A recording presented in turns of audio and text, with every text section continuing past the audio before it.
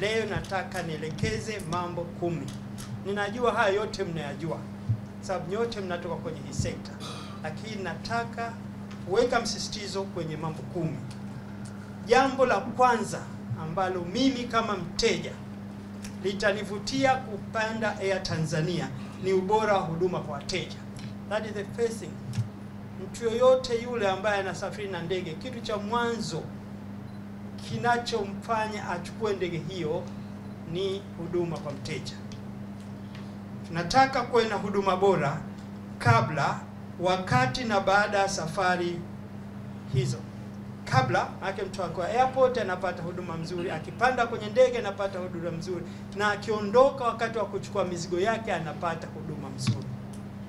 Hili ndio linawafanya watu waweze kurudi tena, na hili ndio linatoa sifa na pongezi kubwa kwa shirika la ndege. Hilo la kwanza. La pili ambalo nataka kuweka msisitizo ni usalama wa safari. Kuwekeza katika matengenezo ya ndege na mafunzo kwa wafanyakazi ili kuhakikisha kwamba usalama wa abiria upo. Ndege hazizeeki. Ndege zinazeeka tu kwa sababu hazifanyiwi proper service. Mkifanya proper maintenance, regularly maintenance, check CSQ, checking up, hiyo ndege itadumu muda mrefu. Kwa vile lazima ufanye hiyo. La pili, lazima tuweke mafunzo ya kutosha kwa wafanyakazi wetu. Pilots pamoja engineer pamoja na wafanyakazi wote kwa ujumla, lazima tutoe kipaumbele. Hili ni jambo la kwanza. Usalama wa safari unategemea mambo hayo. Ndege kwa mzuri, alafu na elimu ama ujuzi au mafunzo kwa wafanyakazi. Jambo la tatu ambalo nataka kusisitiza, na hili Watanzania wengi wameliongelea. Tunamshukuru Mungu kwamba sasa hasa kwa safari za kikanda liko vizuri. Ratiba za kuaminika. Ratiba za kuaminika. Safari zisizochelewa mara kwa mara hujenga imani kwa wateja wa shirika. Shirika lote tu. Kama safari kila mara hakuna hiyo delays, watu wanakuwa na confidence na hilo shirika. Kwa vile sasa tunaenda vizuri. Hapo katikati ilikuwa balaa. Unaenda airport hujui utaondoka lini. Lakini hapa juzi hasa ndege zinazokwenda kwenye kanda, Lubumbashi, Kinshasa, sijui wapi, Dubai, hizi tunafanya vizuri. Kwa vile naomba tuendelee kulisimamia hilo ili tufanye vizuri zaidi. Jambo la 4 ambalo nataka kuweka hapa msisitizo, bei nafuu na ushindani. Kutoa viwango vya bei vinavyowiana na thamani ya huduma kunasaidia kuvutia abiria wengi. Unaenda kutoa tiketi ya 700,000. Si sahihi. Unasafiri kilomita 400. Sio sahihi. Mnafanya hivyo tu kwa sababu ilikuwa pengine nyenye ndio mmedominate hiyo sekta. Lakini tutoe bei ambayo inaendana na safari halisi. Na mimi tukifanya hivyo, kila mtu atataka kusafiri na Air Tanzania.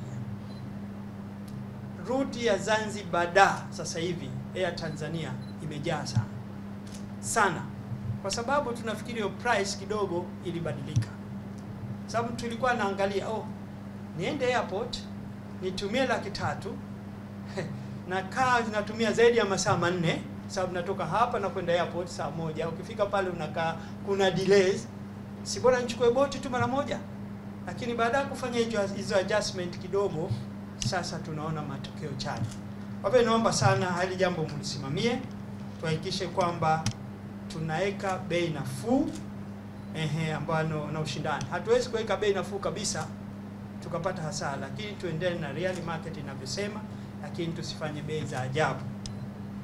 Jambo la 5 ambalo nataka kuweka msisitizo ni ubunifu na teknolojia.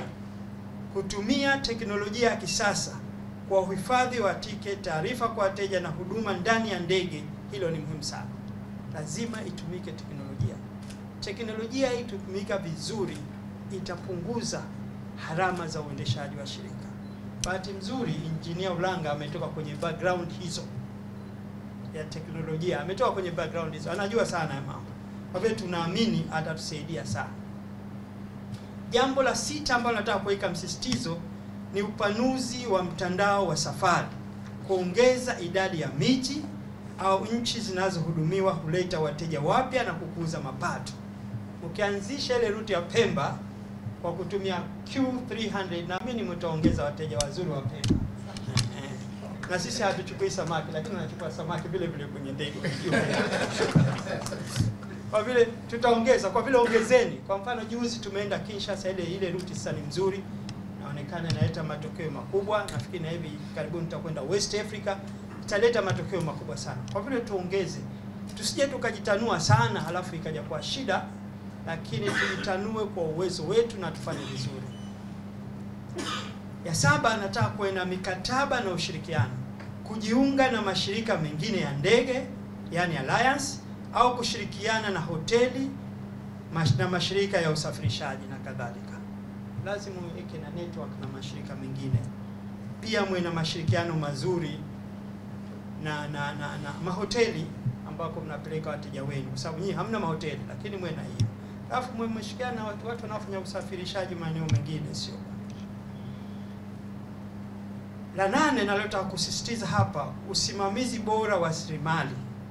Usimamizi bora wa rasilimali. Kudhibiti gharama za uendeshaji kama mafuta, mishahara na matengenezo bila kuathiri bora. Lazima tuwe na hizo control. Tukiweka control mzuri, operation cost itashuka kwa vile hata faida itaongezeka.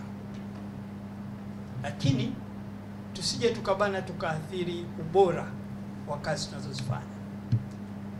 Nashukuru sana, nasikia Rubani wamelipwa pesa, wameongezwa mshahara. Hongereni sana bwana. Hili ni jambo jema. Nafikiri na marubani nao wamelitambua vizuri. Nafikiri wana appreciate sana. Yeah.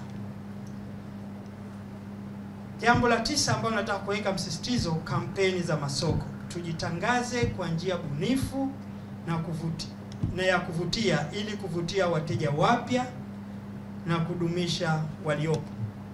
Twendeni tukafanye market kwa kutumia njia za kisasa, kuhakikisha kwanza tuna maintain wateja wetu, alafu naenda kwa wateja wengine. Mnatoa promotion mzuri, mnatoa hiyo frequent flyer, sijui program yenu mzuri. Vitu vyote hivyo vitatufanya tupate wateja wengi zaidi.